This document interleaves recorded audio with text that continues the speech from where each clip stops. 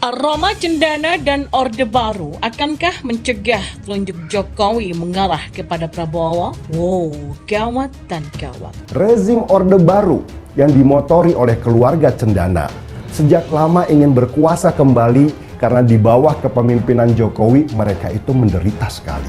Dan cara yang paling bagus dan efektif saat ini adalah dengan masuk secara halus. Karena itu pintu masuknya keluarga Cendana ini cuma lewat dua orang, Anies Baswedan atau Prabowo Subianto. Mengenai Prabowo Subianto, sosok capres populer saingan Ganjar di berbagai lembaga survei ini dianggap sukses meraih simpati banyak pendukung Jokowi. Ya, sejak beliau masuk ke kabinet dan menjadi salah satu menteri Jokowi yang loyal. Loyalitas Prabowo ini sepertinya cukup beralasan karena salah satu faktornya soal prinsip otoritas yang pasti sangat dipahami oleh sosok dari background militer seperti Prabowo.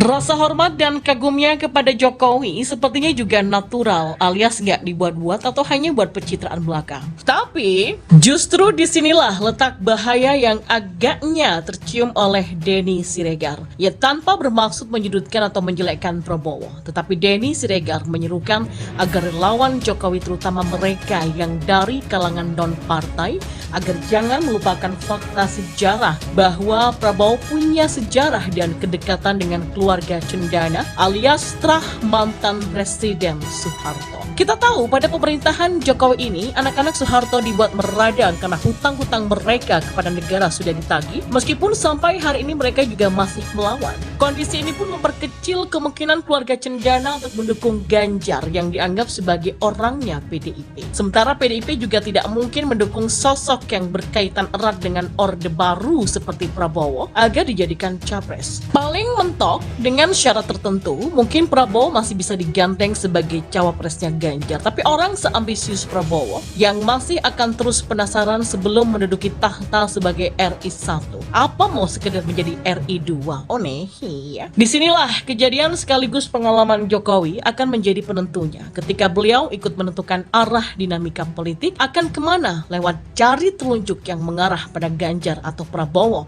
yang akan diikuti oleh mayoritas pendukungnya nanti. Jika nanti telunjuk Jokowi mengarah kepada Ganjar, maka rasanya akan ada sebagian kecil yang tetap membela Prabowo karena sudah kadung bersimpati dengan sikapnya selama 5 tahun terakhir ini.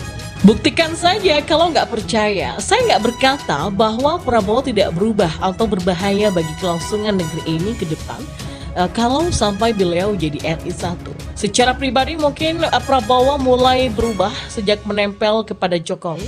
Prabowo juga agaknya lebih baik dibandingkan Anies Baswedan. Tapi kalau harus mempertimbangkan antara Ganjar atau Prabowo, saya jelas akan mengarahkan telunjuk pada Ganjar. Selain karena tak ada bau kayu cendana dalam kehidupan pribadi ataupun karir politiknya, Ganjar saya anggap berbeda dibandingkan dengan Prabowo Subianto.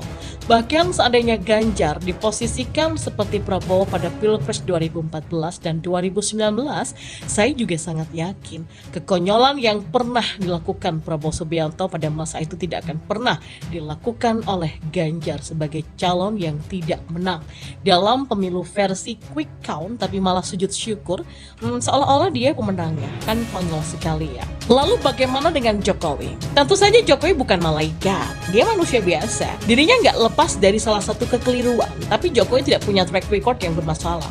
Keluarganya oke-oke aja, istrinya tidak memanfaatkan jabatan suaminya, anak-anaknya juga bekerja secara mandiri tanpa minta proyek pada bapaknya.